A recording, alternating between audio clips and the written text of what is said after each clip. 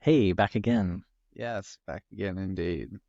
This time for a little tiptoe around epistemology. That's it. So I thought probably the best way to start is just to give a definition of epistemology, just in case some people out there don't know what it is. So epistemology is the study of knowledge, justification, and the rationality of belief, or, in more simple terms, it's sort of the set of skills associated with evaluating how rational our beliefs are and whether our level of confidence in those beliefs is in proportion to the evidence that we have, basically. Yeah, it's nice explanation of it. One of the things I like these questions for epistemology is what can we know and how do we know what we know? Or Yeah, how do we know what we can know? yeah. I think, probably for me, maybe the foundational thing is that we have to decide what we mean by knowledge Mm-hmm. first. So I think a lot of people have an idea, it's kind of a naive idea that what it means to know is to know that you know, in the sense that what you know couldn't be wrong, you know? Mm-hmm. So that, and I think that sort of comes down, I think, to some degree to the idea of knowledge is justified true belief, right? Like it has to be justified and it has to actually be true.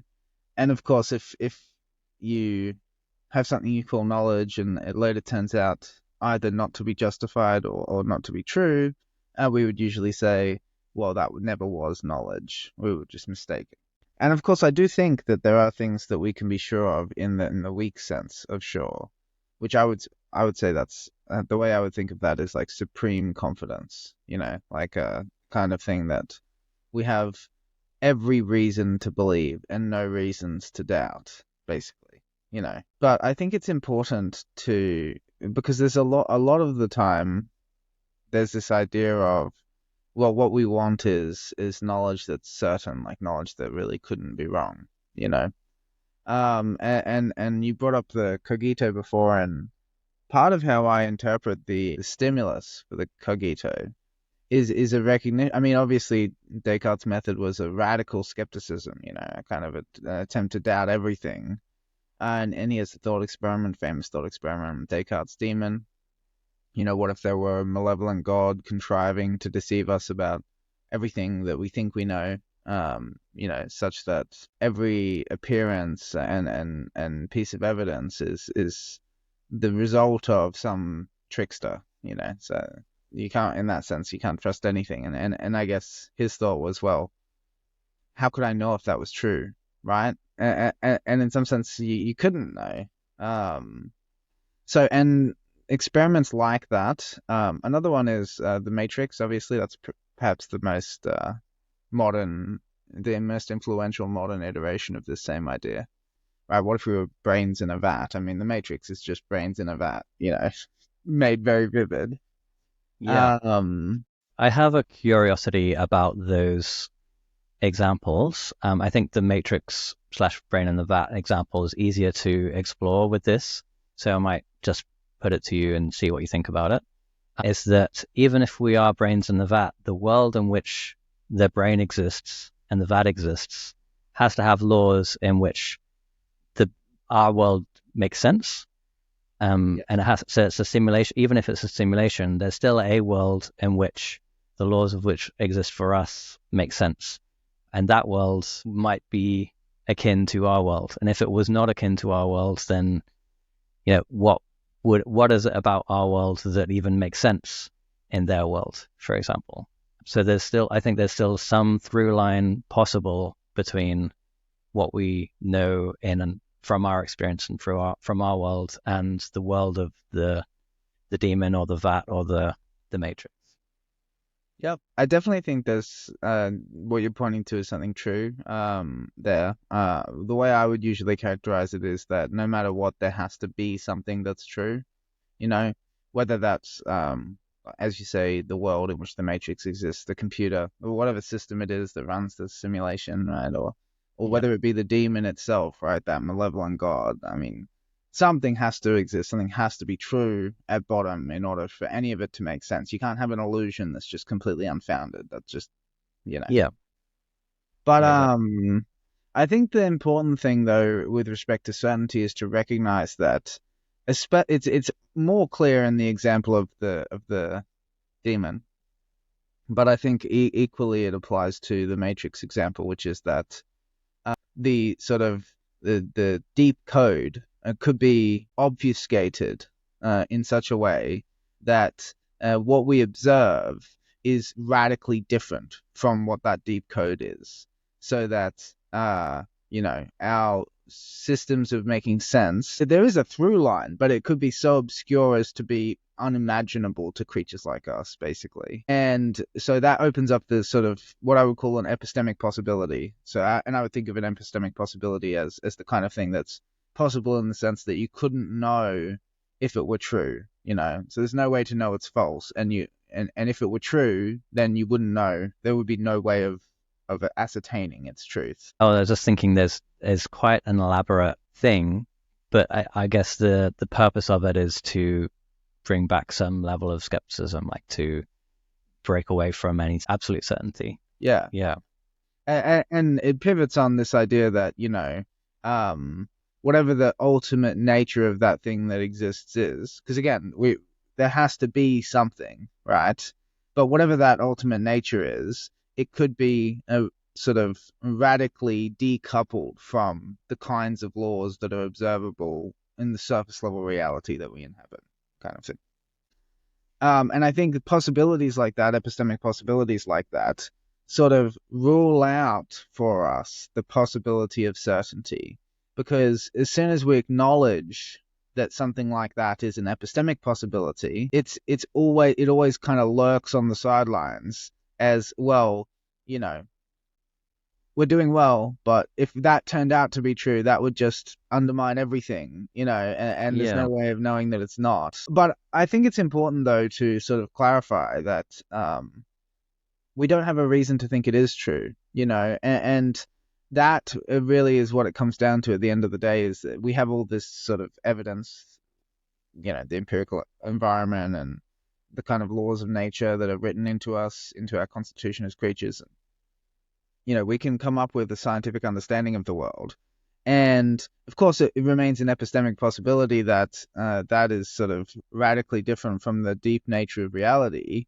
But in the absence of some reason to think that there's that decoupling, it just makes more sense to proceed sort of as is.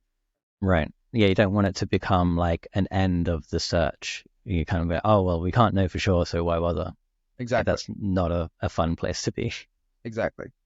I think that's one of the reasons that scientific knowledge has, as part of its modus operandi, this notion of provisional theory making, right? Theories that are always open to revision, that are never there's never any a scientific truth.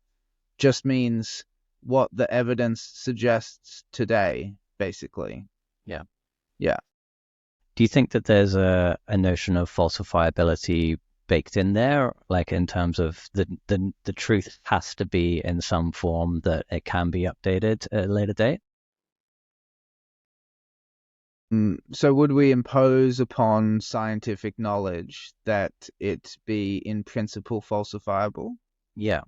I think usually yes. In almost all cases I can think of, yes.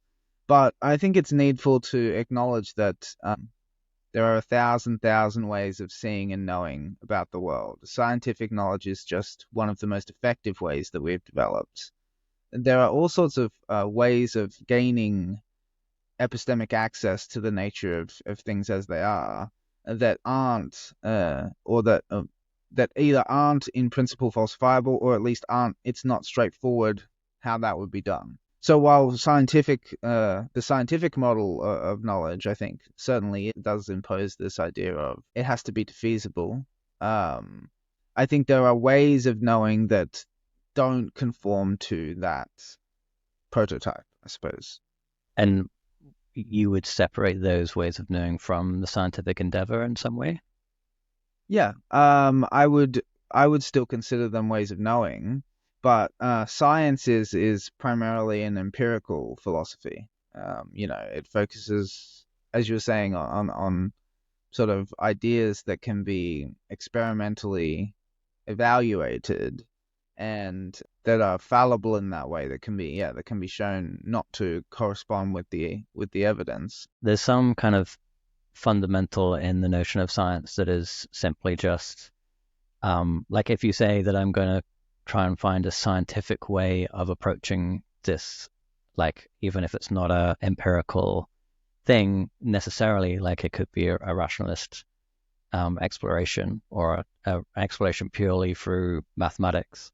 The scientific approach is kind of like looking at as much information as possible and continuously updating. And maybe it's a different way of using the word science or scientific than. Well, I think that really goes back to the history of the notion of science. The term science just means to know. And so, in the past, it had a much broader scope. It's only in the modern day, in the last 150 years roughly, that it's come to mean something quite narrow. And the reason for that is that in the last 150 years, we came up with a method for knowing that works better than any other method we ever invented, basically.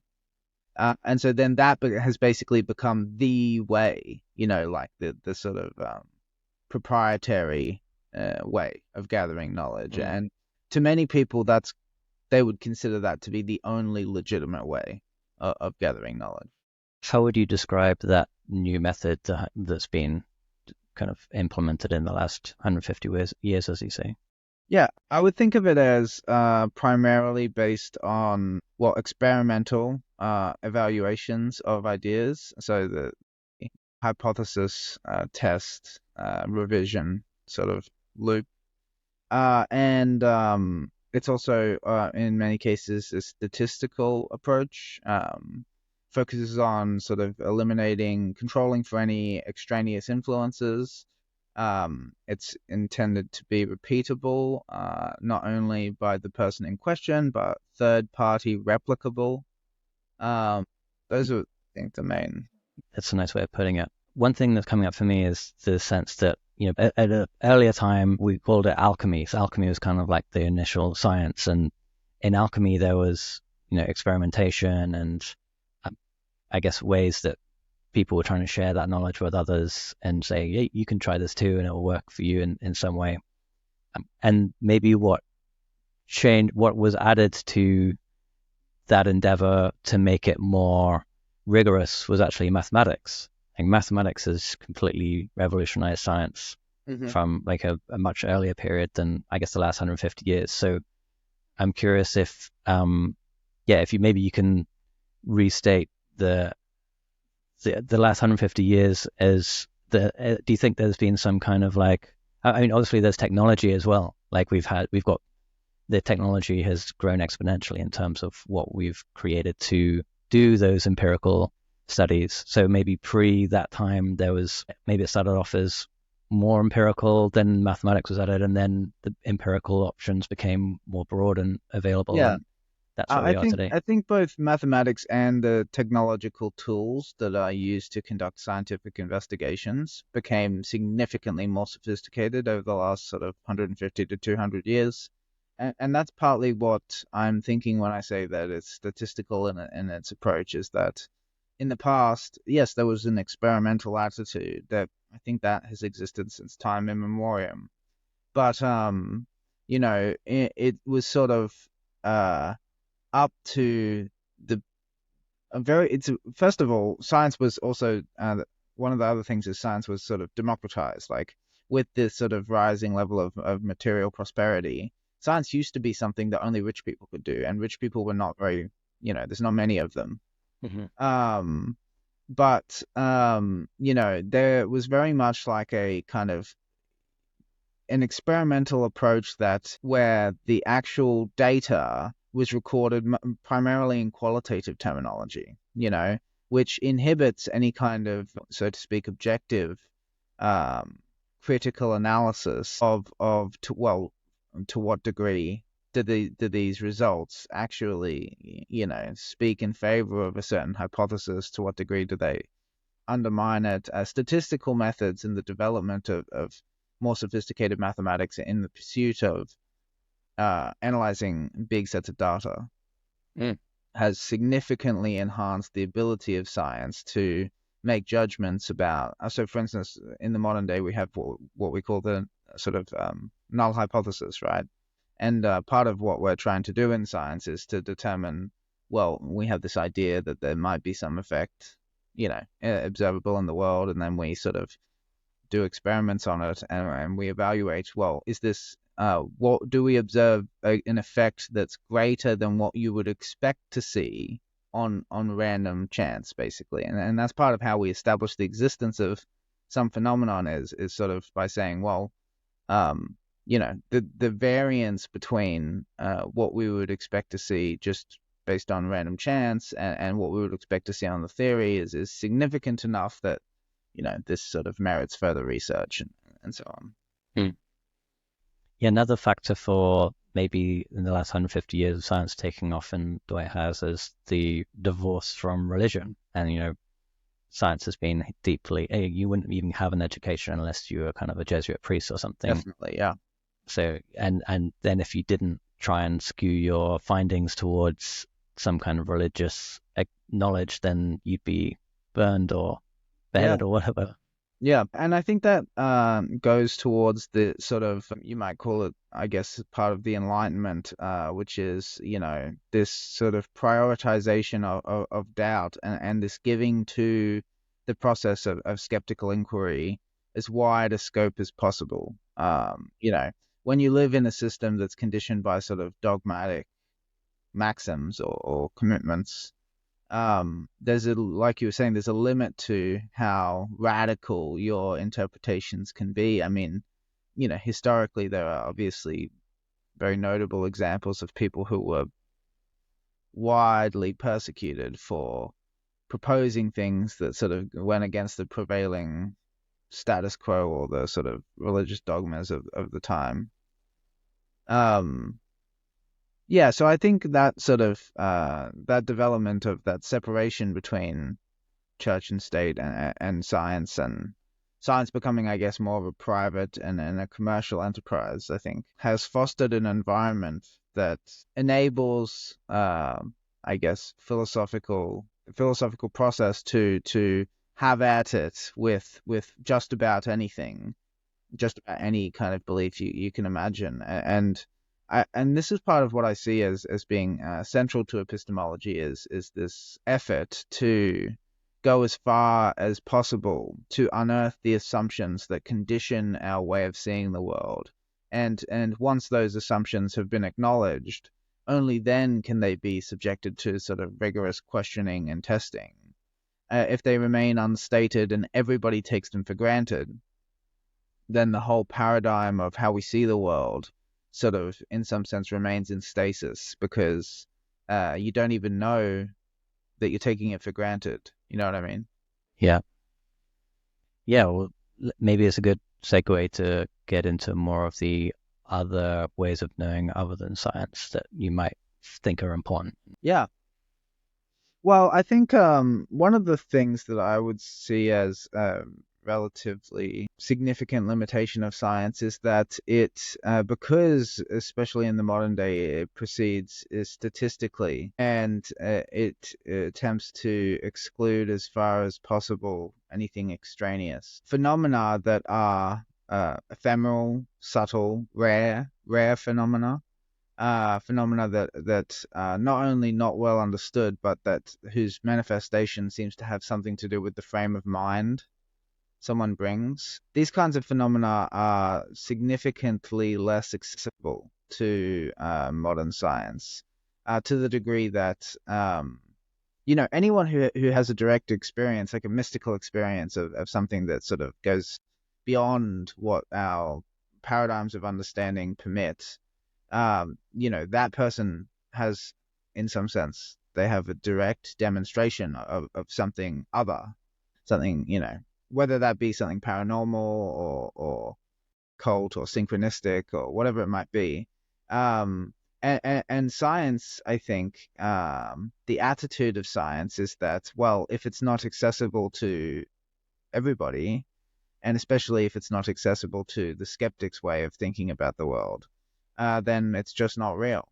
Yeah. Which I think is very limiting. Yeah. Interestingly, psychology was, started off as a science of the mind and of various human conditions. Mm-hmm. And obviously Freud being a very famous exponent of a kind of scientific method. Yeah, and then I guess the paradigms of psychology shifted towards behaviorism and the kind of more, it's like we need to be able to have empirical verification of these methods. And the most empirical verification is in the behaviorist framework. And that means like cognitive behavioral therapies. And that's why cognitive behavioral therapy is such a common worldwide therapy practice, because it's, the most evidence-based. Mm-hmm. And that's not to say that there aren't good and accurate models but people aren't really, I guess in the same way that other fringe sciences don't really get funding and they don't really have a bunch of people that, there aren't universities teaching that stuff, that there's heaps of psychological theories that aren't as well known, or even ones that are well known, like Jung's system. Yeah, I'm curious what you think of that. Like that, obviously there are examples of that in psychology, and there are examples of that in other areas of science where different models have just fallen out of favor because another model has become more popular as opposed to being disproved or being proven wrong in some way. Yeah. I think the postmodernists have some very salient things to say about, I guess, the socio-political milieu and the effect that that has on what gets regarded as scientific investigation. And also, there's a great book by Thomas Kuhn called The Structure of Scientific Revolutions. He also has another one called The Essential Tension. I think it's a follow-up book. Where he examines some of the most influential paradigm shifts in the history of science and kind of what caused them to happen. And specifically, partly what he focuses on is not only the precipitating factors, but also how scientists reacted in the sort of immediate aftermath of what would come to be a paradigm shift. Largely they react by sort of denying and closing down and sort of ignoring the evidence and the kind of the suggestions that there's something fundamentally wrong with the current way of looking at the world, but or at that particular branch, I guess, of the special sciences. But yeah, this was actually something I wanted to talk about a little bit, which is oftentimes it's assumed that the scientific method is a monolithic entity, that it's always the same everywhere, and there's this kind of rigor in the scientific method, and the general formula, of coming up with a hypothesis and doing an experiment to evaluate the hypothesis and collecting the results and evaluating the results and reformulating the hypothesis in light of the results. And that obviously is a very reliable through line for empirical investigations into the nature of reality and the phenomena that we can observe. But what you actually find is that the closer you look at the various fields of science, the more you realize that the scientific method varies dramatically depending on the actual requirements of the field of knowledge that's being investigated. And psychology is a really great example of this.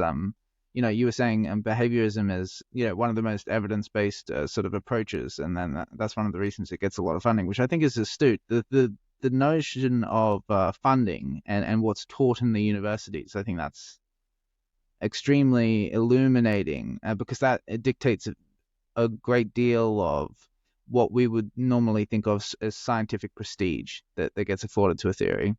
But it's interesting to note that the vast majority of psychological thinking is not empirical or barely even accessible to empirical methods in that way. And certainly it's not like we usually think of science as, when I was talking before about like excluding any extraneous factors, and one of the ways that we usually do that is sort of by marginalizing the subject, right? And sort of making everything as subject independent as possible, which in the context of psychology is just not possible. But also the standards of evidence that you find in various fields of science differ quite dramatically. If you compare sort of physics to history to medicine and to biology. In some cases, you sort of see that there needs to be significant repeatability in order for something to be recognized as a real phenomenon. Whereas, if it's something, for instance, in medicine, right? A case study is much more influential in the context of medicine. What I mean by a case study is like one instance or maybe two instances, sort of very minimal. But all it has to be in that case is very distinctive, something that doesn't fit into any of our prior sort of categorizations of diseases, and then we just go, oh, look at that, there's a new disease we didn't know about. And biology in that way is quite similar. All you need is one authentic specimen, for you to go, okay, this is, there's a new form of life we never knew about before. One fossil even can do it, which is in stark contrast to what you would normally think of as the approach, I guess, in physics and chemistry and that kind of thing, where what you're looking for is reliability over a very large aggregate of investigations. Yeah. There's this real sense that I think we point to of standardization.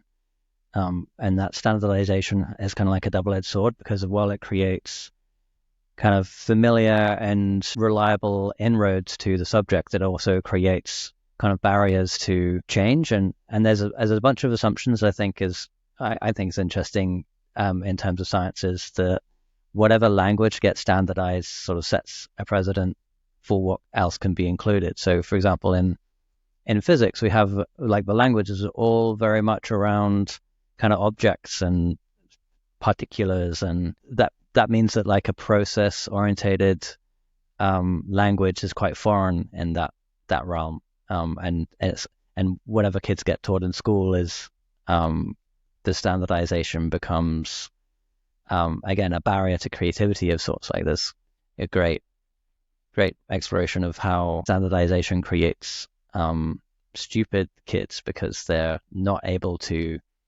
think about alternatives or how alternatives might even be formed. Yeah, I think that point in particular is very influential, and I think even some of the most well-educated scientists that I personally know often fall victim to this, which is that it's very difficult to experimentally investigate something that, in the terms of the theory that sort of is the status quo in a particular field of science, if the terms of that theory preclude it, then in some sense it's not imaginable that could be part of the world. Sort of, it seems like everything goes against the possibility of that. But in truth, nature is far stranger than we could ever imagine, and our ways of scientifically knowing about the world, although very real. I'm a science enjoyer. I'm a big fan of science and the progress of technology and all of that. I feel like you probably can relate to this too, but I definitely feel like I've been attracted to meta theories because they're more comparative in their exploration of different fields. So, metaphysics and integrative psychotherapy, like the integrative approach to psychotherapy, is transparadigmatic. So it acknowledges multiple different models and says they're all useful to create a kind of integrative approaches to determine which model is the most relevant for the person in front of you. So if you're monoparadigmatic, then you'll always be, seeing everything as a nail and trying to hit it with a hammer. Yeah. No, I definitely do relate to that and resonate with it. And it actually reminds me of deeply interested in, I'm a big student of psychology, as I guess is the best way of putting it. And I'm deeply, as a philosopher, I'm deeply interested in I guess, trying to contextualize psychology in a philosophical way and philosophy in a psychological way. And part of what I've noticed about psychology is that it's a very illuminating example of scientific investigation, in that always, especially in a therapeutic context, brings together the general and the specific in a way that I think they often come apart in other fields of science, because it's impossible really to make reliable progress in helping people if you don't have a grasp of the sort of basic patterns of human behavior and human emotion, Yeah. sort of the things that are consistent across individuals.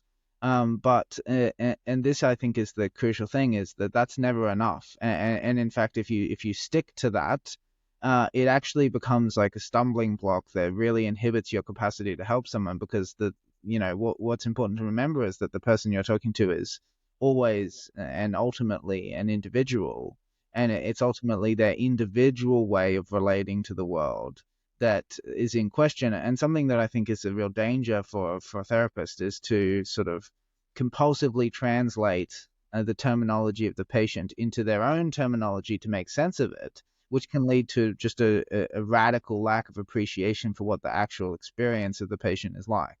Yeah, exactly. And that's in stark contrast to kind of a scientific endeavor and outside of psychology, or outside of being with a person and relating to a person. The communication is very standardized, like it's academic. There's a specific structure that, is quite universal. Everywhere you go around the globe, the kind of academic rigor and expectations, there's the APA and the IEE, whatever. They have standards of how to communicate. And then if you're with a person, there's no standard. Like it's all about the canopy of meaning of the individual in front of you. And the reason why a integrative or transparadigmatic approach is so useful is because, and even like a comparative religious or comparative metaphysical understanding is so helpful, is because you can then step into the other person's shoes much more easily if you actually have some understanding of what systems they're already a part of and what they're presenting. Yeah, exactly. Yeah, you can sort of pick and choose to find something that's at least closer to where the other person is coming from, which I think is, that's essential to being able to reach them, is being able to actually empathize with what they're going through. And if you're compulsively translating the sort of the terminology that they use to report their experience to you into terminology of your own, what that actually does is distort the facts. Yeah. Another interesting part of the kind of transparadigmatic approach is that there's a process of trying to discover the commonalities between paradigms that kind of point to an ideal way of doing psychotherapy in some broader sense. So like one of the most important things in one of the approaches that I like is helping the client mentalize, which is to express what they're thinking. And it seems pretty straightforward, but that all psychotherapy should be just starting with at least mentalizing. And it seems obvious in some way, like, oh yeah, well, I'll go to if I'm doing therapy, I'm talking about what's going on in my head, but it's not always as straightforward as actually trying to get to the actual thing that's coming up.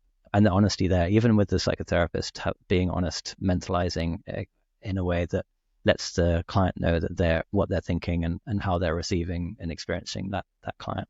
Yeah, no, definitely.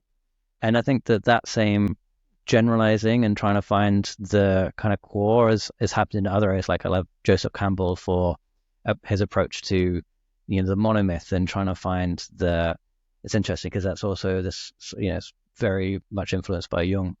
And there's a psychological element to what is it about stories that move us, and what is it about stories that draw us in.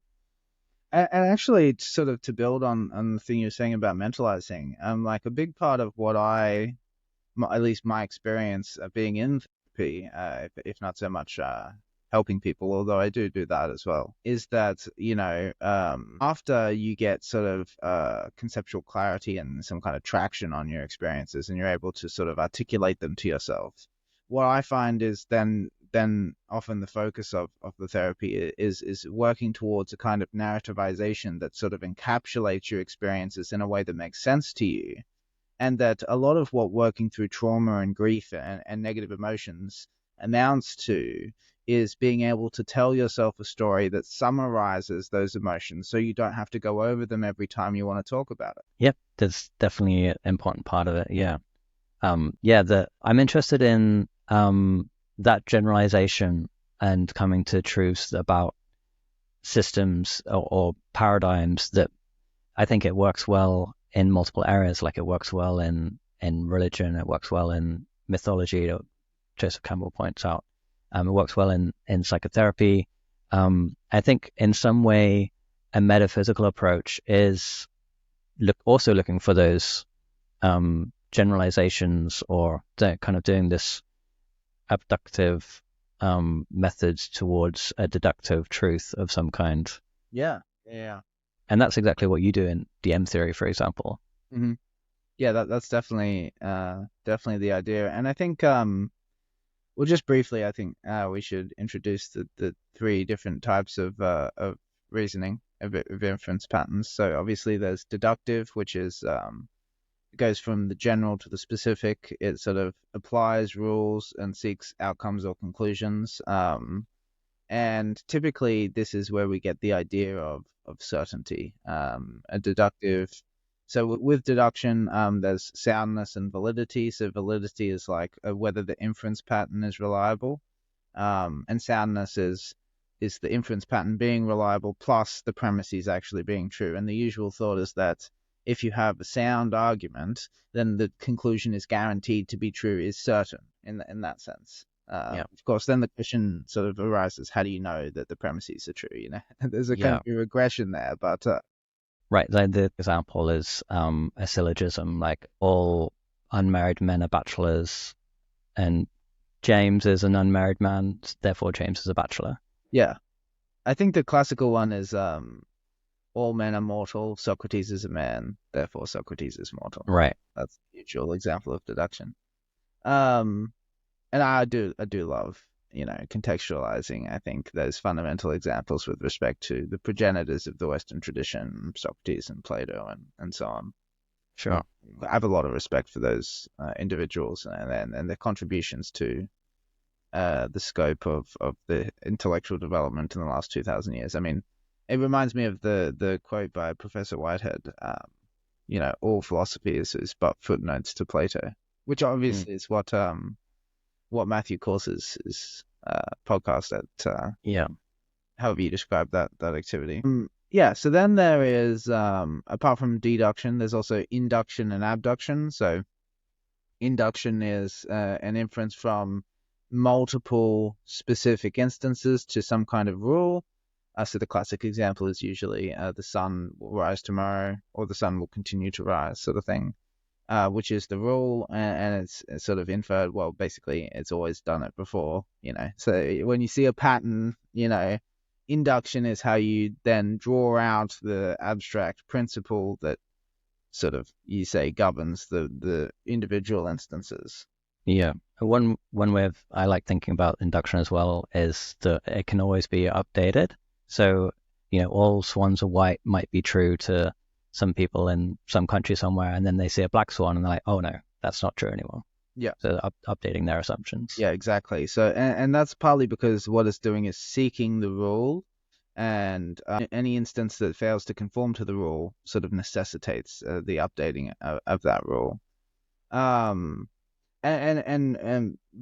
obviously abduction is the last one, but I just wanted to quickly touch on the problem of induction, which is, that's actually what you were saying there. The problem of induction is that, well, you can't know in the sense of certainty, right, that, well, the sun will rise tomorrow, or that all swans are white, because all it would take, as you said, is one instance that fails to conform to the rule.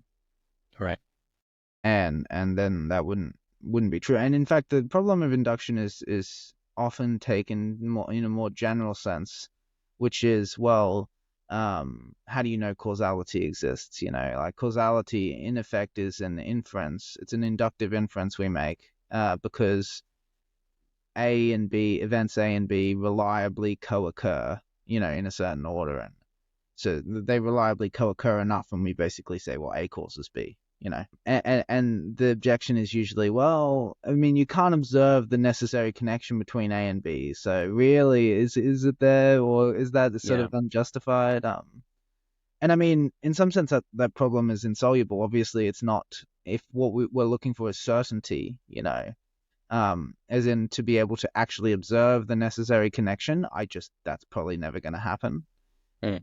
But also, I don't really think of it as a real problem because most of the time, what we're like the standards that we impose on a conceptual posit, like causality, have much less to do with being certain than they do with reliably predicting what will happen, simplifying and resolving puzzles in phenomenal experience that we have of the world, and giving us a basis that we can build on to create traction with our environment. I think that in particular serves as a very compelling form of demonstration, and in that, when you use a model to create a computer that actually works, it's a very concrete vindication of maybe the model's not completely true, but fuck, and as the pragmatist would say, it's true enough, true enough for this, for our purposes at least. So yeah, there's this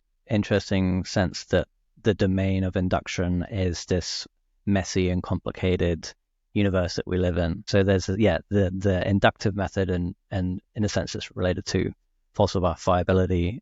It makes sense to have that attitude towards it.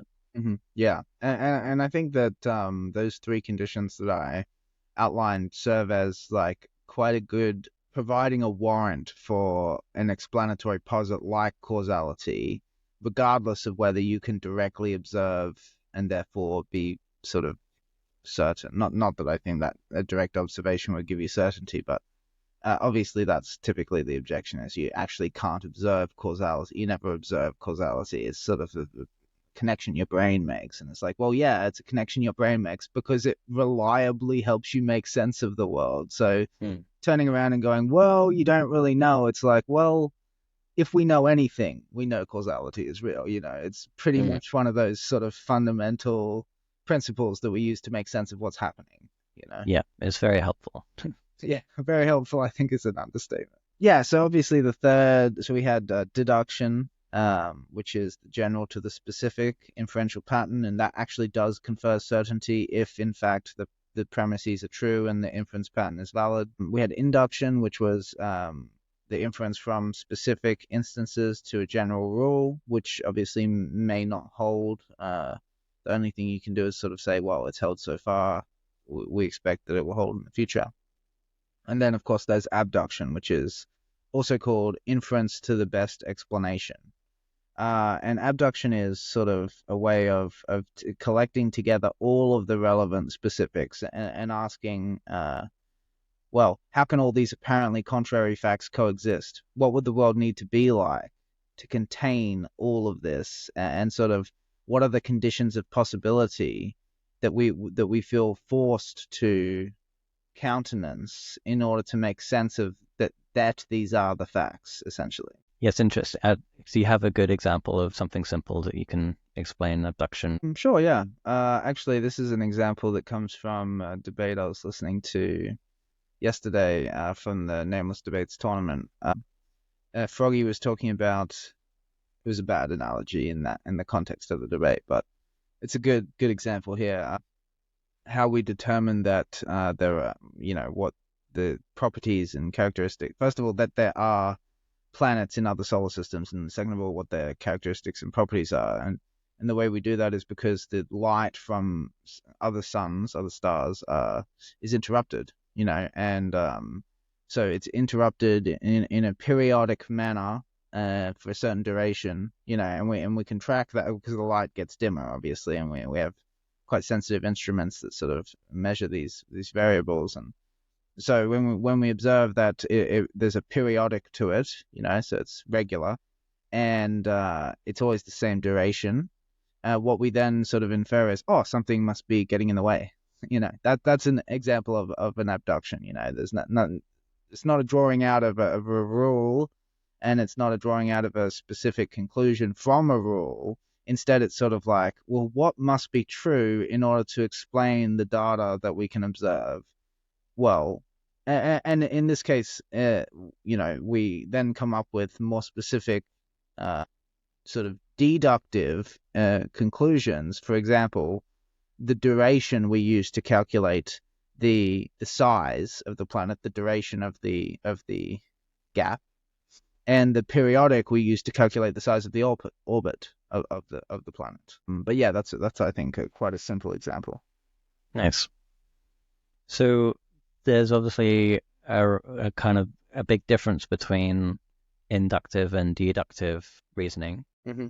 I think maybe a simple example of that is that deduction is true by definition, but abduction seems like it's not true until certain conditions, like there's an assumption first, and then the truth is built off of that assumption.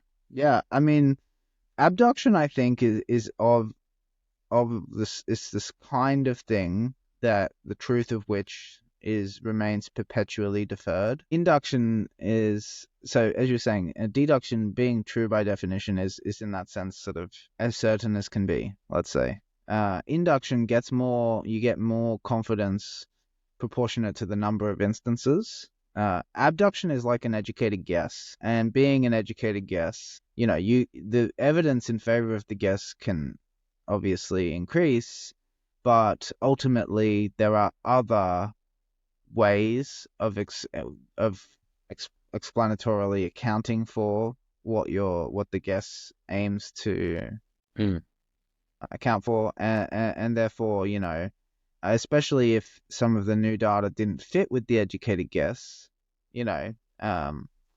similar to induction, but induction usually involves a kind of a modification of the existing rule, not a complete reformulation. Whereas abduction would be, if you get evidence that diverges dramatically from what you would expect to see, then maybe the whole explanation is wrong, and we need to come up with a new educated guess. And a lot of science actually consists in abductive inferences that are then borne out by sort of deductive and inductive evaluations of the observable data.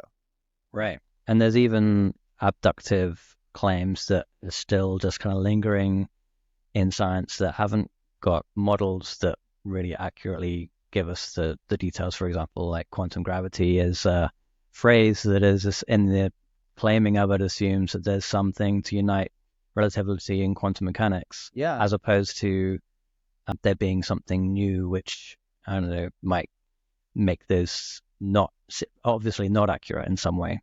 Yeah, and I think dark matter is a really good example as well of a kind of an abductive posit that we have absolutely no evidence for, except that sort of there's this big discrepancy in the math and what we can observe, and sort of because of the big discrepancy, we just make the inference, well, there must be mass we can't see, basically. Yeah. And then all the models that stem from that are kind of maintaining the paradigm of what came before. It's that inductive maintaining rather than trying to find a possibly new explanation that doesn't fit that paradigm. Yeah. And I think in line with, I guess, that notion of either reinforcing an existing paradigm, which you might think of verification as verification, and sort of going against the grain or causing us to question an existing paradigm, which you might think of as falsification. These things, I think, are ideals. I don't think in practice they're attainable. The thing is that interpretation is very, very flexible. Even a mathematical refutation has dozens of possible rejoinders, ways of sort of maintaining the original hypothesis and sort of questioning the refutation. And the fact that interpretation is so flexible means that ultimately verification, falsification, these are kind of end states that we just never attain. What we actually get is sort of one. I think the naive way of thinking about knowledge is that knowledge is concerned with certainty, and then so in that frame of thinking, often the question that's asked is, well, where's the proof? Proof is a funny word. What proof means is a demonstration that leaves no question, no doubt, no possibility of being wrong. And in fact, in the vast majority of cases, mathematics is one of the only cases where proof actually lives. Logic is another situation where proof gets a chance to breathe, But in the empirical sciences, there is no such thing as proof properly speaking. In fact, what we have is sort of evidence, various sort of, we have the convergence of evidence that gives us, that warrants various degrees of confidence in our theories. And in some theories, there's so much evidence that we call it a scientific fact, basically. So evolution is a good example of that. The existence of gravity is often cited as a phenomenon of this kind. And what proof means is, as I said, that sort of the establishment of something beyond any doubt. Evolution could still turn out to be wrong. Gravity could turn out to be something radically different to what we think it is. Obviously, there's some phenomenon that results in attraction, but what that is and whether that's what it looks like to us now, I think is far more open. Not to say that I doubt either of these theories, just that in practice, what we have is an extreme warrant, a supreme level of confidence in these theories because they fit so well with the data.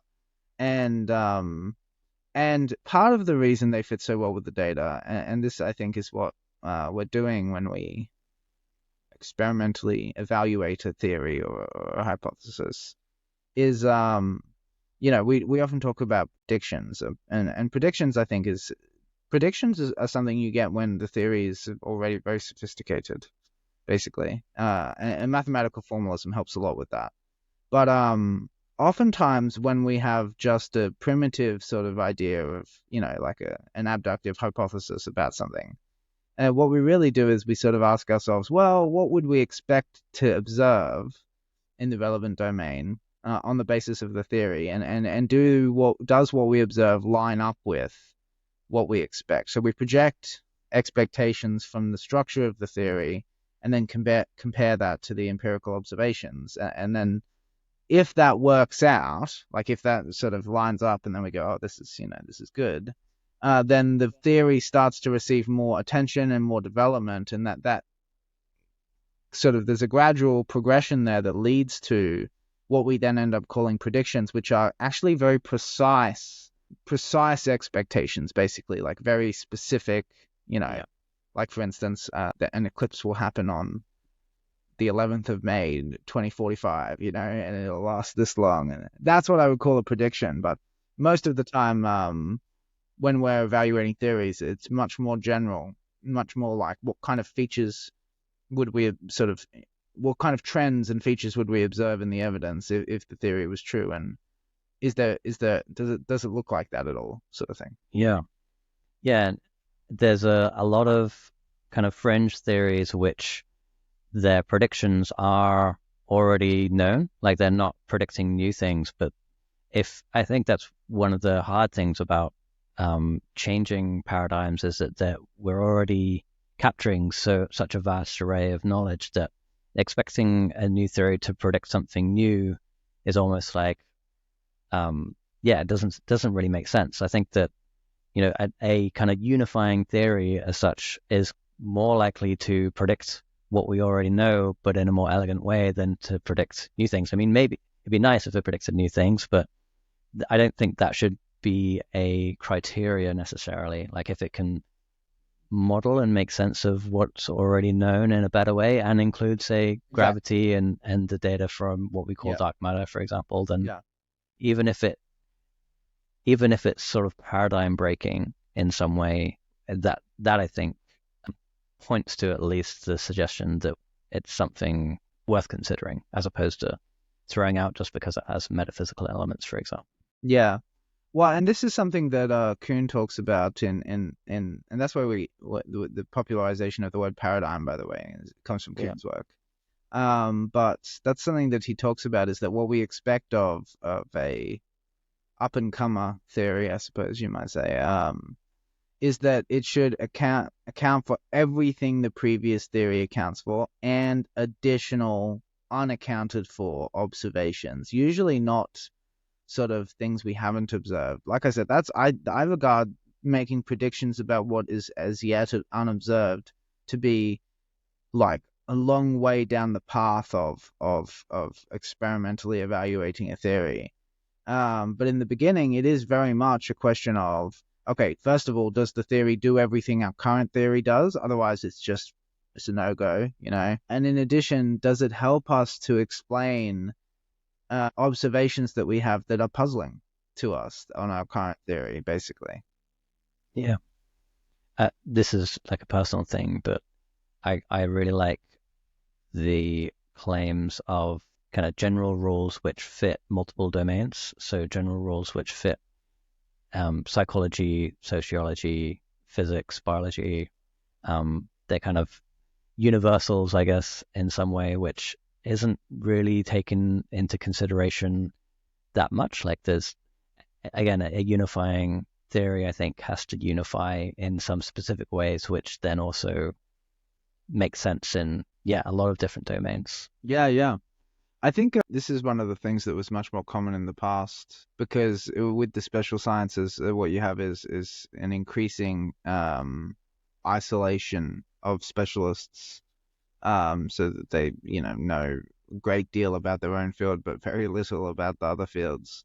But the phenomenon that I was thinking of is cross-pollination between the sciences, and I definitely agree that where there's applicability across different domains of the natural world of a sort of general formula or principle, I think that goes a long way to granting credibility to the idea that generalization is something more than just a convenient sort of mental fiction, I guess is one way of thinking about it. Because I guess it goes towards that intuition that, ultimately there is, an unus mundus, this that one world, and that everything coexists in the one world, somehow all fits together. And I think that's part of the dream of reason, is what reason actually does in practice is sort of cut the world up into bits and pieces. But the dream is to put it all back together one day. Concomitant to that dream is the thought that, it all went together to begin with, So obviously the kind of principles that are going to serve as sort of the guiding lights of a project of putting it back together are going to be principles that are applicable and fruitful across many different fields of scientific inquiry. Right. Yeah, that I think it was Korzybski that said specialization is for ants or specialization is for insects. And there's a real, I know that there's some universities that do kind of cross-pollination labs in order to get different fields working together, but it's not like it's trying to build a polymaths. It's like your specialized and your specialized come together and do your specialization together, as opposed to finding individuals with multiple domains of expertise. Exactly. And I think that's actually a tragedy of modernity, that the phenomenon of the polymath is dying or has died. I think there might be some kind of rebirth in the near future, or happening already, even potentially, of people who seek to once again, not the full scope of human knowledge, but certainly, to sort of gather together in one mind this sort of a large variety of scientific disciplines. But yeah, I think that that's something that was much more prominent in the past, and I'd love to see the return of an intellectual culture that supports that, because I think that, I'm a believer in the dream of reason, and I'm very invested in that project of putting the world back together, and I really do think that polymaths are going to be the people who are going to do it. Yeah, there's an interesting phenomena that I think is related in science, but the way I'm looking at it is in terms of like gurus and spiritual leaders who are quite often very well read, kind of comparative religious backgrounds, and like Jordan Peterson, for example, might be considered a bit of a guru.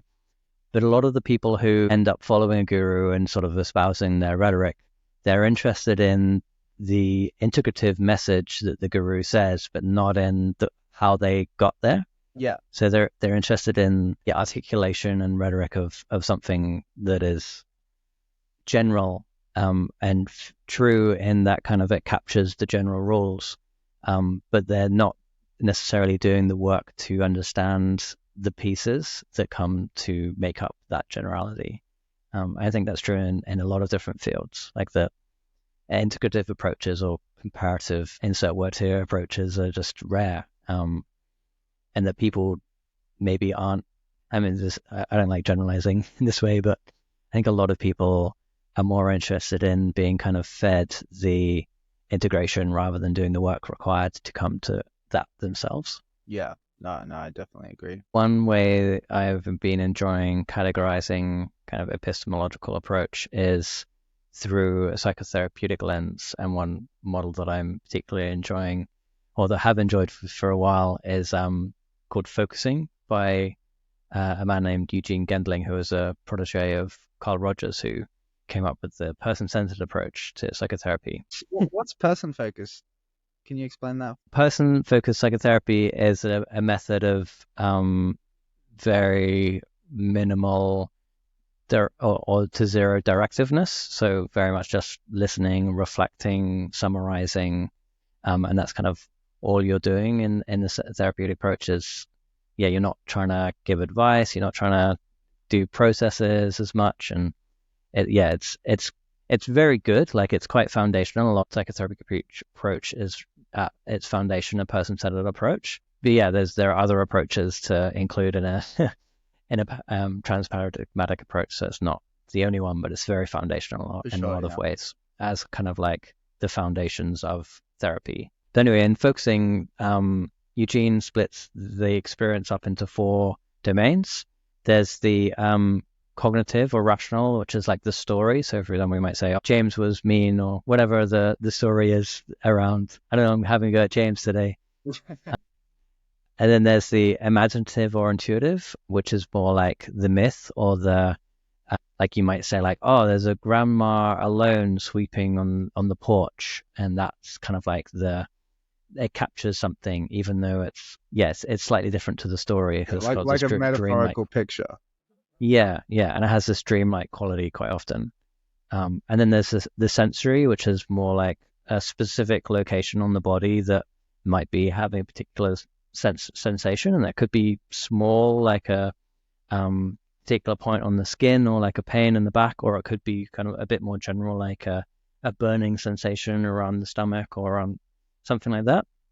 And then there's the emotional interpretation, which is, I think, like related to the body, but in a more emotive language, like sadness, or which I think is kind of like a gestalt of senses. And that framework I like because it's a way of categorizing types of experience and types of knowledge to a certain degree.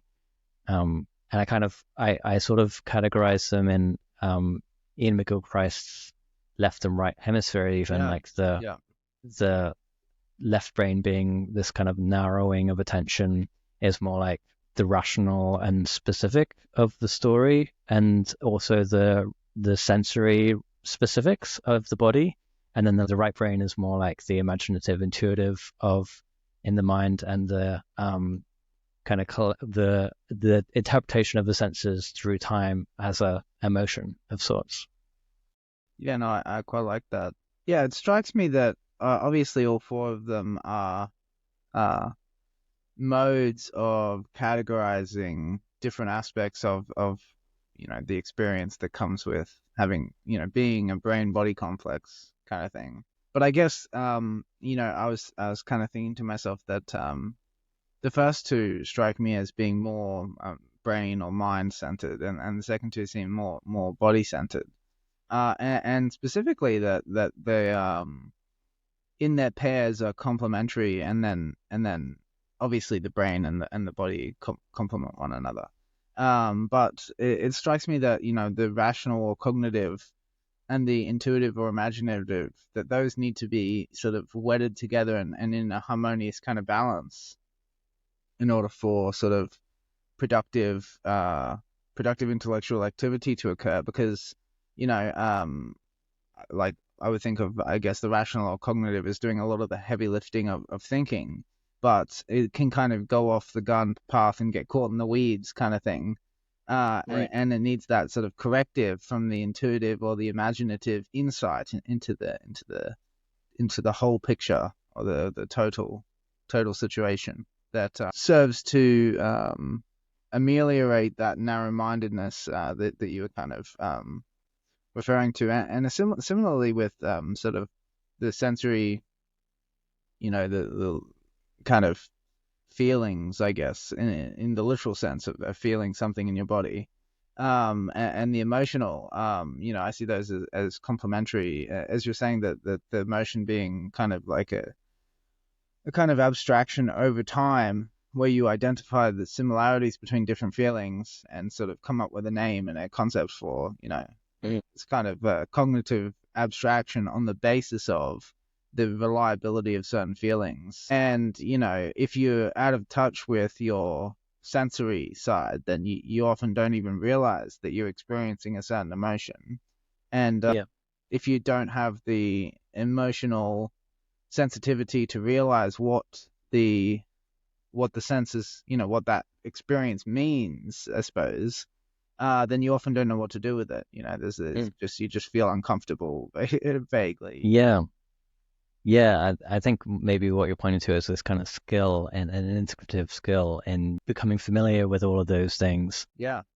but also recognizing the impact of bringing attention to, say, the senses, which is quite often used in like spiritual traditions to become present with the moment. It's like the drawing the attention to the body and to the senses is a kind of narrowing down and focusing in such a way that you can't really get that easily otherwise. And you can kind of do it with your eyes, with like using your vision, but doing it with more of an interoceptive sense is, yeah, it's quite a skill, and it's quite missing, I think, in our Western culture.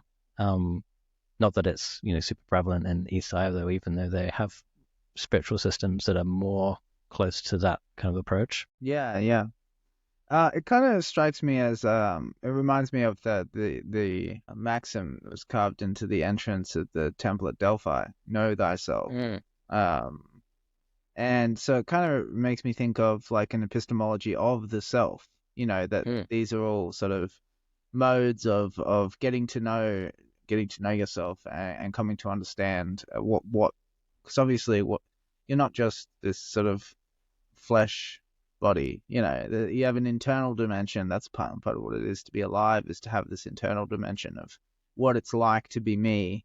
And a lot of that is vague and indistinct. And I think a big part of the process of becoming self-conscious is sort of developing that epistemology of self that sort of lets you not only focus in on the specifics that sort of are distributed among these four quadrants, but integrating them, as you're saying, into some kind of picture that helps you to get a grip on who you are and how you tend to exist in the world. Yeah, and that's a science that has been done, in many different forms before, that we can draw, at least rational maps and possible meaning makings from. And I think there's probably also a tension right now in kind of modern scientific endeavor of the tendency to reduce parts of experience that aren't, empirically verifiable to the empirical end of that spectrum. And that reductive approach doesn't capture, one, it doesn't capture the, richness of the experience, but it also in some way throws a baby out with the bathwater, possibly getting rid of the healing that comes from a interpretation of a different sort. The belief in I don't know, a collective unconscious or of God or whatever it is. Maybe you don't need to think about that literally, but the belief in some way still has a power. And as mythological beings, the myth, the power of myth is quite amazing.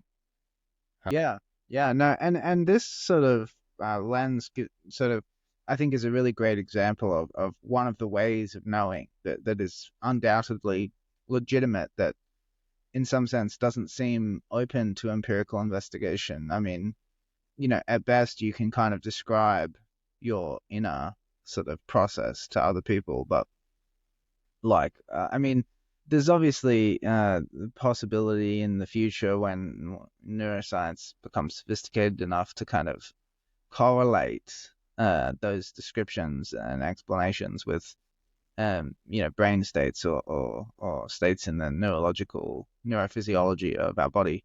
But really, that I think is a kind of it's a supplementary kind of insight, secondary to the direct sort of what you can translate and what other people can observe about your physiological organism, and sort of correlate with those descriptions that you can give them. I think is something separate to the actual insight and the knowing you can get about what it is to be you and what a creature like you is like, from actually having that experience. And yeah, for me, I guess that brings up the question of like what kind of modes of demonstration are there? Because obviously when we're talking about other ways of knowing, that's kind of how I would think about it. And there's some ways of having something demonstrated to you, or demonstrating something to yourself, say, that, as I was saying, are just not amenable to empirical investigation, especially by third parties. And I think your psychological insight into yourself and other people, that's one of them. But also there's obviously mystical experiences. That's another really big, very prominent area that, again, there's always that open possibility of correlating descriptions of mystical experiences with brain states. But how far does that really go to touching the insights that are attainable through such experiences? I would say not very far. Yeah, exactly. So I have a few in my notes here. I have a few different modes of demonstration written down. So obviously mystical is one of them, and I guess apart from mystical, I haven't written down, and I should have, experiential. I guess that's more what the focusing model relates to, is the experiential. I guess experiential, especially with respect to yourself, is very much a kind of rigorous way you can get to know yourself. That certainly, like, I would think it would just be absurd to sort of deny that the label of knowledge. It unquestionably is a kind of knowledge. But yeah, so mystical, experiential. I also have mathematical. Obviously, that's much more empirically focused. Logico-linguistic, so proofs and argumentation and that kind of thing. Practical, I think this is a very prominent way. And this is what I was kind of talking about with technology before, that when something works and sort of creates traction on the world, that's the terminology I like. So it has practical utility. That gives us an insight into the nature of how things must be in order for that to work. And I think I made this analogy in a previous talk about about the difference between a cardboard box and an airplane. What makes the airplane fly and the cardboard box not fly is because the airplane's modeled, is designed in light of a model, and that model obviously has to be true to some degree in order for it to have that advantage over the cardboard box. I mean, why can't the cardboard box just fly? I mean, obviously it's because there's nothing about the cardboard box that matches up to the contours of the way the world really is. So also I have experimental, which obviously again is like, I would say maybe a counterpart to the mathematical side. And also associated with the practical. So those three, I guess, are empirically focused. And I also have rhetorical, which is, I guess, a pair with the logico-linguistic approach, and obviously mystical, experiential, and also simulation. That's another way, I think, of demonstrating something, is constructing a sort of a high definition or at least adequate, adequate accounting of the variables, and then kind of projecting computationally what would happen, and kind of, that tells you about the world and can demonstrate that the model is true, or demonstrate what will happen. Cool, good list. Yeah. So what else do I have? I have another list. Maybe I'll save the other list till the end. The other list is epistemic virtues. But I also wanted to talk a little bit about the JTB and the PSR. So we didn't really talk about the PSR, which I think is that's an important thing for epistemology. Is understanding, the role of, I mean, we talked about it a little bit, I guess, when we talked about abduction, because abduction is about explanation, and that's what the PSR is about. The PSR, for anyone who doesn't know, is the principle of sufficient reason, basically the principle that for anything that happens, that exists, or is true, there has to be some sufficient reason why it happens, why it exists, or why it is the case. And I think the best way of expressing sort of not only just what role does the PSR play, but what is the PSR in that sense, is I would think of it as actually this seed intuition of explanation. Like the PSR is the reason that we look for an explanation. If we didn't have a commitment to the PSR, why bother? If you're not convinced that there are reasons, what's the point of trying to figure them out? You know what I mean? Right. And it's like you can't reason out of the PSR because you're trying to find a sufficient reason why the PSR isn't the best thing to use, which is just nonsense. Yeah, it's just collapses in on itself. And so another way I would think of PSR is as the prototype of causality. I think causality is like a special case of the PSR. Causality is like the PSR in the context of space and time and events that occur in space and time. So the PSR is basically the thought that for an effect to occur, there has to be a reason. We call that a cause. That cause is basically what we how we see the PSR play out in practice in everyday life is as causes and effects. And what role does it play? I think the PSR is about dispelling mystery. So obviously we have a desire to, answer questions we pose to ourselves and that others pose to us, and those questions concern sort of mysterious aspects of the world. And the goal of any kind of sufficient reason is to resolve that mystery so that you can't keep asking, well, why, how, the kind of questions. And also to solve puzzles, which I think is, a sort of concomitant idea, because obviously puzzles are a kind of mystery. But puzzles, I think, are more specific. Mystery is general. Puzzles are quite specific. And puzzles typically arise from already having an established paradigm for looking at the world through. So it's like, on this paradigm, how come the world as we observe it departs from what the paradigm would sort of expect, what the expectations we might project from that paradigm. Yeah, so that's the PSR. And I also wanted to talk a little bit about the JTB. Obviously, I mentioned earlier that JTB is justified true belief. And obviously there are, well-known counterexamples to the JTB called Gettier cases. So the classic Gettier case is you're driving along a road and you see in a paddock something that looks like a sheep, and on the basis of this sheep-looking thing, you conclude, there are sheeps in that. There are sheeps. Wow, there are sheep in that field. That just sounds wrong, but it's right. But it turns out that what you saw was, an overgrown dog, basically, that because of all its fur, kind of looks like a sheep. Let's say it's chubby as well.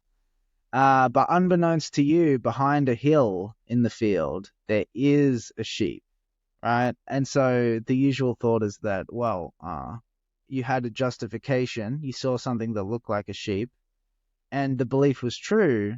Obviously, there were sheep in the field. There was one behind the hill. But and so you had a belief that was justified and true, but we would usually think that doesn't count as knowledge, is the usual intuition. Right, it's kind of inductive truth as opposed to deductive truth. Yeah. But the important thing though is that seemingly the condition, the sort of the criteria of the JTB are satisfied, and yet intuitively we would want to say that's not knowledge, sort of thing. Which is like, it's thought of as a counterexample to the JTB account, which is the most natural way to think of knowledge as something justified and true that you believe. Yeah, and I just wanted to, I guess, sort of, because this is something I'm invested in and interested in, and so my investigations into the subject have kind of led me towards a kind of tracking theory to supplement the JTB. So it basically revolves around an idea of reliability that the justification that you use to conclude the true belief has to be reliably associated, has to in fact be reliably associated with the truth of the belief. So in the case of the sort of sheepdog, the fact that you thought it was, you thought it was a sheep, but in fact it wasn't, and but there happened to be a sheep, well, that's obviously not reliable in the sense that there might not have been a sheep, right? So Yeah. the justification can be seen to come apart from the truth of the belief in a way that sort of seems problematic. And yeah, the model that I think makes the most sense of that is a tracking theory, where basically you sort of stipulate an additional condition that the justification has to meet, which is that the justification has to actually track the features of the world that make the truth or the belief true. I can't remember the name of it, but it reminds me of this approach in statistics where you have your initial experimental data, but then you check what the percentage of that data being correct is. Okay, yeah. Yeah, and it's an example might be that there's a certain percentage of women who might get breast cancer. I say, oh yeah, this percentage of women will get breast cancer, but then how many of those percentage actually get breast cancer is a different percentage. So there's like an update to your initial assumption. Yeah, Um, yeah. and that's the kind of thing I'm hearing is that there's initial assumption is like, well, how can I make sure that's actually true, rather than just saying that that's the justification immediately. Yeah, yeah, definitely sounds like a similar idea. I know what you're talking about as well, but I'm not sure what the name of it is. Yeah, I was actually talking about it recently with a friend. So it's funny that it's gone. No, I'd love to comment more about the PSR and justified true belief. Yeah. I think that justified true belief points to inductive reasoning, and I think that we can add another rule, which is the law of indiscernibles, which points to deductive reasoning because it's kind of pointing to tautology, where things have the same properties, then they're true. They're the same thing, and if they're the same thing, then they have the same properties. And it almost feels like a pointless thing to say, kind of like water is water or water is H2O. But at the same time, it does point to the importance of or the kind of isomorphic or fractal nature of tautology and reasons that are true by definition in that deductive sense. So yeah, I kind of quite like including that as just like a remember this kind of thing. Yeah. The LI, as we call it. Yeah, the law of identity. Specifically though, I think what you're talking about is called the identity of indiscernibles. It's a principle I think that was quite famous historically. I think Leibniz might have proposed it, but I'm not exactly sure. Yeah, well, Leibniz proposed both the principle of sufficient reason. Yeah, I mean, I think the principle of sufficient reason is one of those things. There's certain principles that sort of have a long history before anyone articulates them. It's like operating sort of under the hood. Like I said, I think of the principle of sufficient reason as kind of the seed intuition behind explanation. Like anybody who engages in philosophy believes in the principle of sufficient reason, from my perspective. Yeah.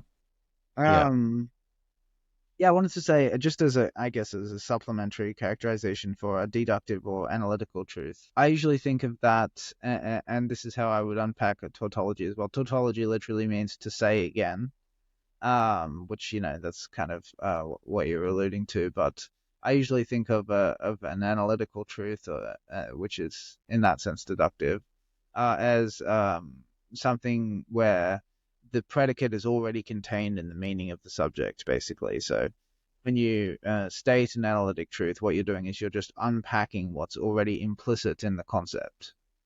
Right. And in some way, you're doing that with a tautology too. And like, for example, you could say 1 + 1 = 2, because 2 is inherently the same as 1 + 1. Yes. Yeah. No, that's it. And actually, this is one of the puzzles I like to pose people when I'm sort of evaluating their epistemology, is sort of asking them, why does sort of 2 + 2 = 4? And many people surprisingly can't give you an answer. I mean, in retrospect, once you hear the answer, it's so obvious, and it's just what you said, like it's true by definition. 2 + 2 just means the same thing as 4. But yeah. Yeah, and there's some interesting examples of I think isomorphism, which is slightly different to tautology because it's like restating the same thing in a different way or capturing the same knowledge from a different perspective. And an example I like for that is the Fourier transform, which is used in signal processing. So you're receiving, say, a signal for your television. I mean, this is an old example. I don't know why I need to update these examples, but let's say your TV is receiving signals, broadcast signals, and the signals get converted into color and sound on your screen. And that transformation of signal to a kind of space-time representation is captured in the Fourier transform. Like the signals and this thing on your screen are the same thing, but represented in two different ways. So in some sense, they're isomorphic in that there's two representations of the same underlying pattern. Like an encoding in a way. Yeah, and these concepts like isomorphism and tautology and kind of deduction, they're very related, and you often see them popping up together in different ways. Definitely, yeah. So I see logic as a way of formalizing patterns of inference that work, and the patterns of inference that work, what we usually mean by that is patterns of inference that preserve truth, which is found in the premises, into the conclusion. So the idea is, if the premises are true, then you want the inferential pattern to ensure that the conclusion is true. And so logic as a discipline is largely focused around formalizing the inferential patterns that reliably preserve any truth in the premises into the conclusion. Yeah, I really enjoyed Douglas Hofstadter, don't know if I'm bastardizing his name, his book Gödel, Escher, Bach, which explored Gödel's work and Escher's work and Bach's work, but in terms of logic. And you read it? I'm in the middle of reading it, but I really love the style of the book. It's very clever, and it's a work of art, really. Much more than it is like a straightforward discussion of the subject matter. It's very much like a sort of a circumspect tour throughout many different examples and ways of illustrating the ideas that are sort of the essence of the book. But I really enjoy what I've read so far, and I definitely think it's the sort of book that everyone should read once, because it's just very comprehensive in the scope of what it treats. Yeah. And there's a sense from the book, at least I haven't read it for a while, but I remember thinking this afterwards, that the act of formalizing in some way creates its own problems. Like there's a sense that the formalizing is like a generalizing of rules, right? Of trying to capture something. Yeah, and making explicit of them. Yeah, exactly. Whereas if you look at maths, you kind of it can be formalized. I mean, but you can just see it as like a tautology, like Wittgenstein saw math as an empty tautology. And there's a sense that it's sort of abstracting something. Like it's not the thing of itself in itself. It's like this attempt at capturing the laws and rules of that thing, which might be embedded in some way. But again, it's just like maybe there's something about the map is not the territory, or there's something lost. And I'm curious about that thing and that thing that is lost. Yeah, actually, I have someone in ND called Cooper, who's very big on this theme of the residue that's always left out of any kind of formalization, and there's he's very keen on making the discussions cognizant of that residue, and I guess sort of focusing on how we can get better acquainted with it, given that the very act of discussing it is what's causing it to be there. And I think Lacan calls it the real. I like that terminology. The sort of that thing that's always left over, that can never be put into a system of words or ideas, that sort of is not fit to be translated in that. The desert of the real. Exactly. Yeah. And I the real, I think, is it's a rich category. A lot of the time when I'm thinking about synchronicity, that's what I connect it up to, as a concept of the real. And sort of the way I see the function of synchronicity is as a continual kind of mechanism to reconnect you to the complexity and the richness of the real, from which we're always closing ourselves off with our thoughts and ideas and our habits, especially our habits of thinking and speaking, that sort of configure and condition our perceptions of the world, which is what, I saw you was talking about earlier when we were talking about the way that the language, the standardization of language sort of predisposes you to think of the world in certain ways. And, I see that as sort of what is not imaginable in your language is not experienceable for you as an individual, basically. Yeah. Yeah, and there seems to be a risk as well of abstracting and then abstracting on top of abstractions. And as Baudrillard puts it, there's this risk of taking that abstraction of the abstraction of the abstraction as the real thing, and then trying to make, laws and rules around that thing that we've abstracted. Yeah. I think that's called reification.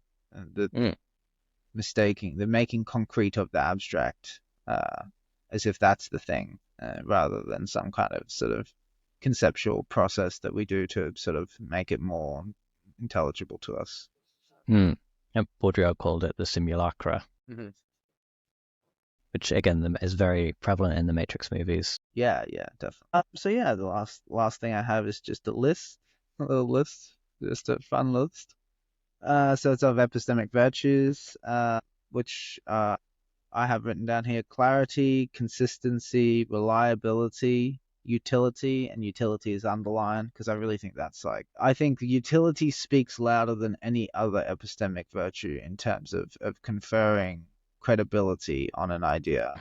If it works, in some sense, that is the mark of truth. I mean, at the end of the day, it doesn't actually make it true, but it goes further than any individual other characteristic in terms of granting credibility to perspective. Right. And I also have explanatory scope or power, parsimony, and logical rigor. I like that. I like that you have a whole list there, because I know that some systems are prioritize one or two of those over others, like parsimony, and I think they're all very important. And I think it's important to recognize that tendency of systems to pick a principal virtue and then sort of organize everything around that. When this is part of my thinking about morality, a lot. I think moral systems, in a way, they're all right, and in another way, none of them are.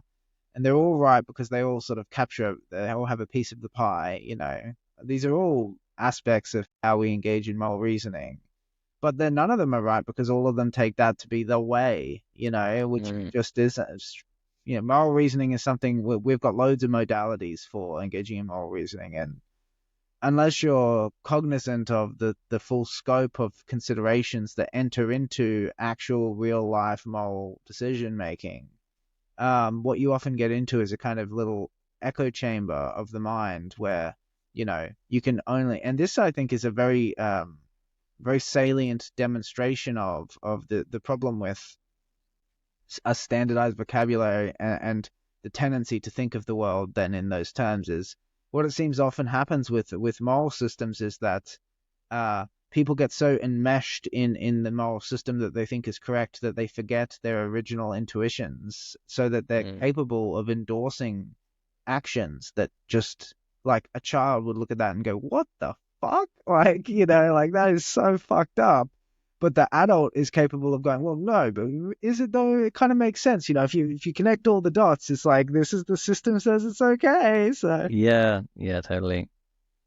Yes, it's interesting. I think a kind of comparative approach. I don't know if it's not pure relativism.